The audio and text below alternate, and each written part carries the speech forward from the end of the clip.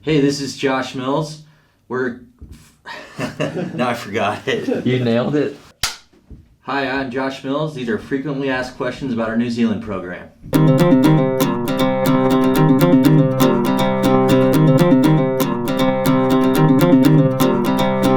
Fire one.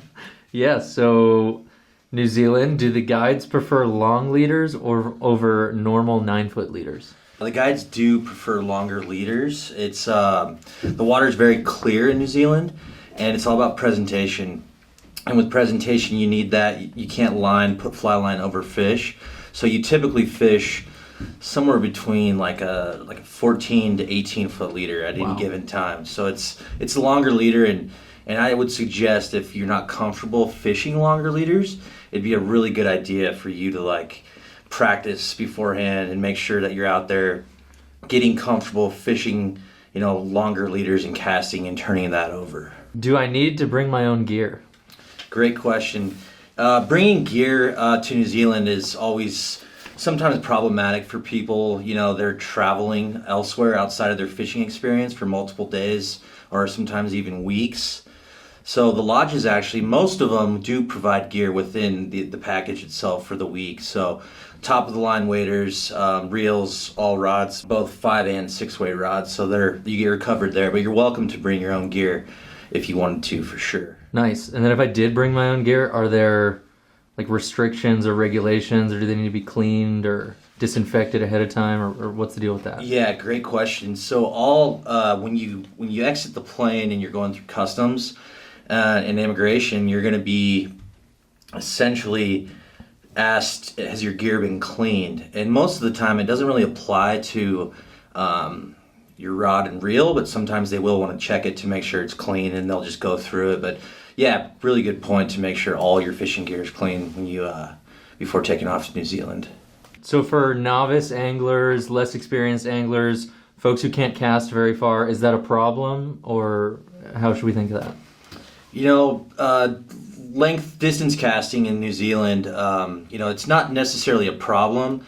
You don't need to be able to throw 60 feet of line with a dry fly. It's really important actually to be very accurate with your casts.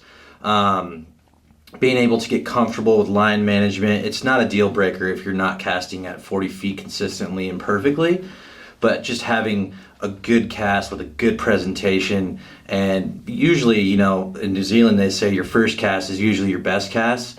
You can get a couple in there if you kind of mess up. So just take your time, and definitely going into your trip to New Zealand, I would really emphasize basically the most practice, the better off. You're only investing in yourself, so yeah. It's a really good thing to make sure you practice. You're going all that way.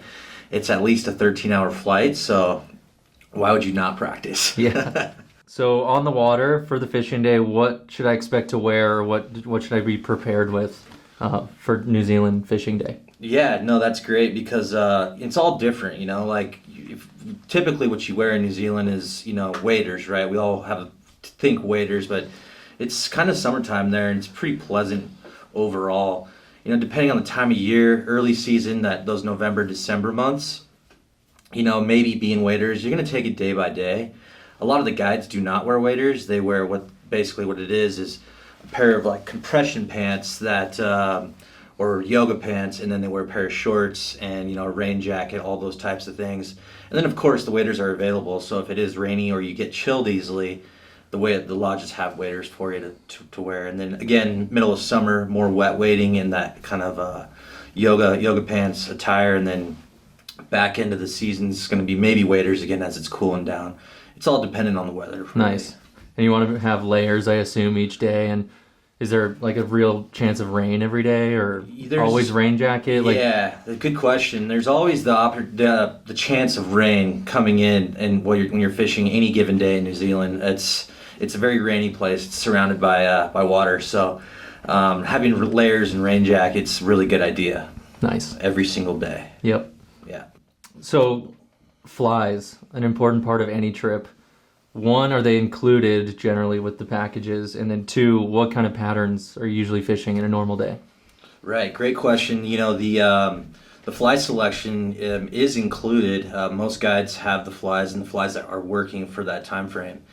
So any given day, earlier season you have more mayfly stuff for dry flies, and then tungsten weighted herring copper is a really popular bug. A lot of people know about it. And then you kind of transition into the peak season, the summer months, where you got cicadas going on, which if you don't know what a cicada is, it resembles like a grasshopper, which is really fun to fish, a little bit bigger profile. And then following that, we go into our fall season or late summer, back into the mayfly thing. So parachute Adams, royal wolves, things like that, just really basic. No spring creek flies like you'd fish, on some of our more technical streams out west. Nice. Awesome. Sounds fun. Yeah. Thanks for tuning in. Don't hesitate to reach out if you have any further questions.